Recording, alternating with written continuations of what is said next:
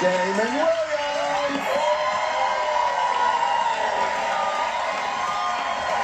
Where'd you grow up? Damon, you still living in Chicago? Still live in Chicago, man. I love Chicago. It's a great town. Yeah, don't clap like you're going back. It's winter there, you know what I mean?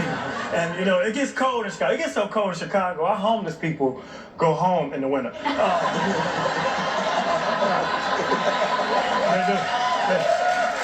No, they gotta figure it out, man. You know, they're like, Mama, I'm off that stuff. Can I come home? They come back out in the spring, crackheads again.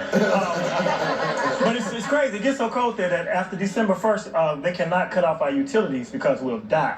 Okay, right. So prior to December, my furnace is on very low. But after December 1st, 1,000. I'm in the house butt naked. Can't cut me off, you know.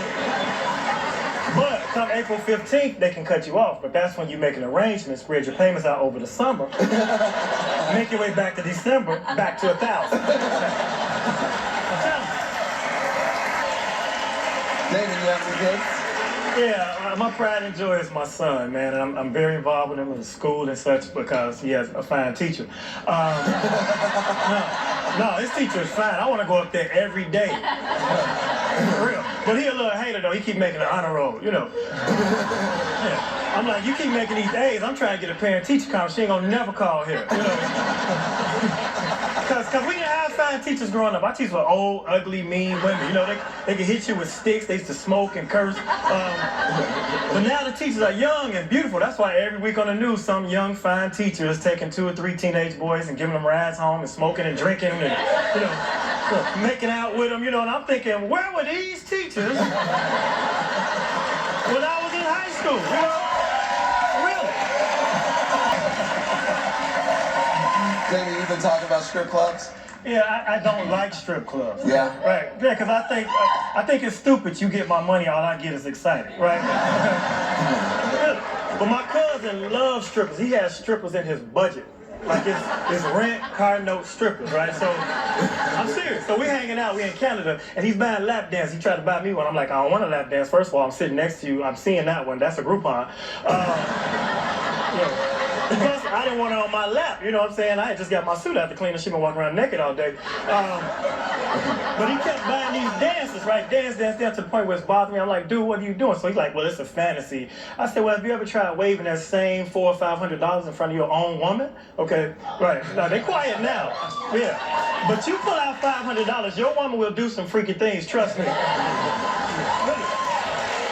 You won't recognize. She's like, what? What do you want? What are you saying? What?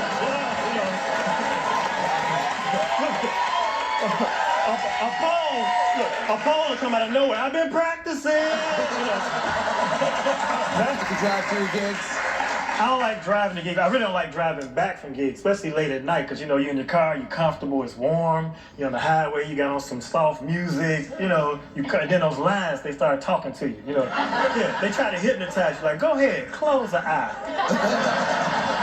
You got another one. And then you're like, yeah, I do, don't I? That's when you because you hit that shoulder.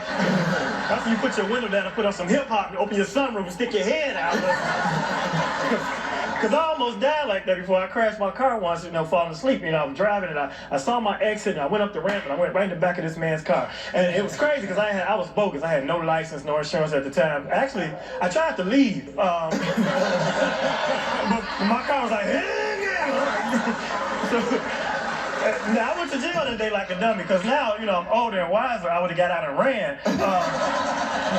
You know, report my car stolen and describe myself a little bald-head dude in a burgundy shirt, you know, but you get wiser with age. That's all I'm trying to say.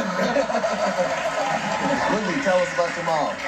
Well, my mom is an actress, so I was raised by her understudy. No, my mom is, she's not an actress, but she's a ventriloquist, not professionally, just around the house. She would throw her voice. So for like a year, I thought the cat was asking me to kill my father. I got my brother to do it. We had 2 cats growing up. We had Betty and Norman. Betty was a short-haired cat, but I let her grow it longer. And then And then we had Norman, and he had a bald spot between his ears from some congenital cat disease, and he did not like that, so he would comb his tail over.